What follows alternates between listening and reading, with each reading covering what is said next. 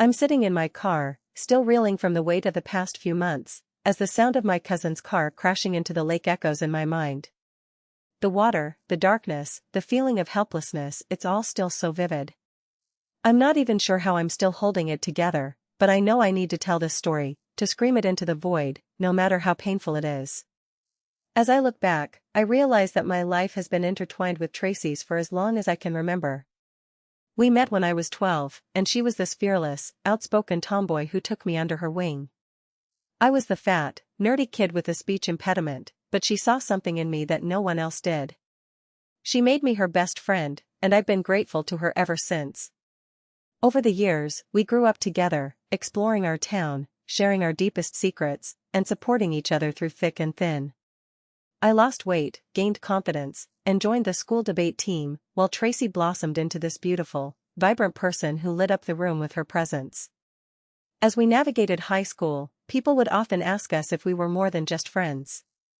We'd laugh it off, tell them we were just friends, but deep down, we both knew that our connection was something special.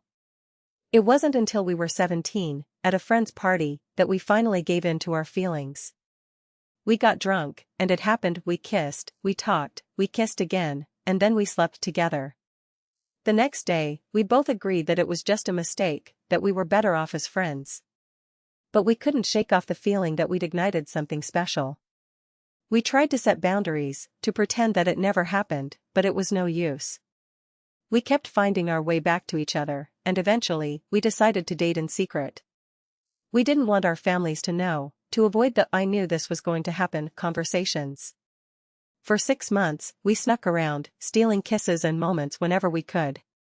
But as time went on, we realized that we needed to be honest with ourselves and with each other.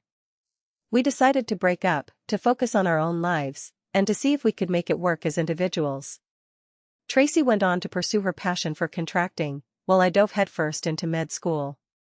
We stayed in touch, remained close, but kept our distance. It wasn't until years later, when Tracy met my cousin David, that things started to get complicated. David was a great guy, always willing to lend a hand, and Tracy was drawn to his kind heart. I was happy for her, or at least, I tried to be. But as they started dating, I couldn't help but feel a pang of jealousy. I knew I had to let her go, to give her the space she needed, but it was hard. When Tracy told me that she was engaged to David, I was taken aback. I didn't know how to process my emotions, but I knew I had to be supportive. I told her that I was happy for her, that I just wanted her to be happy. But as the months went by, I realized that Tracy was struggling. She was torn between her feelings for David and her feelings for me. She confided in me, told me that she was saving herself for marriage, that she was trying to make it work with David. But as they eloped, and David started pushing for intimacy, Tracy felt trapped. She didn't know how to escape, how to tell him that she wasn't ready. The night that David found out about our past, about our secret relationship, was the night that changed everything. We sat him down, told him the truth, and he was devastated. He felt used, betrayed, and hurt. He couldn't understand why Tracy had said yes to him, why she had led him on. The argument ended with David storming out, telling us to leave, and that he needed time to clear his head.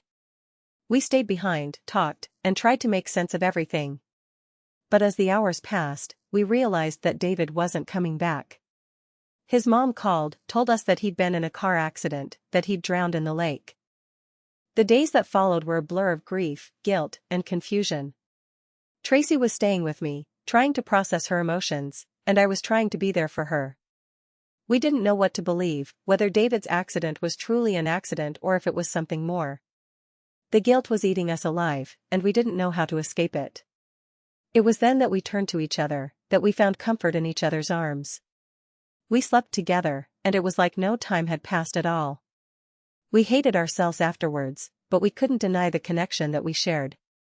As we started to rebuild our lives, to process our grief, we realized that we had to be honest with ourselves and with each other. We decided to tell the truth, to come clean about our past, and to face the consequences. We found out that Tracy was pregnant, and it was like the universe had given us a second chance. We knew that we had to make things right, to raise our child together, and to face the world as a united front. We're getting married in December, using the same plans that Tracy had made with David. It's not going to be a grand celebration, but it's going to be a new beginning. We're going to sit down with our families, with our friends, and we're going to tell them the truth. We're going to face the backlash, the judgment, and the criticism. But we're ready, because we know that our love is strong enough to overcome anything. As I sit here, reflecting on the past few months, I realize that life is precious, and that we should never take our time with loved ones for granted. I'm not sure what the future holds, but I know that I'm ready to face it with Tracy by my side. We're going to raise our child, to love each other, and to make the most of the time we have.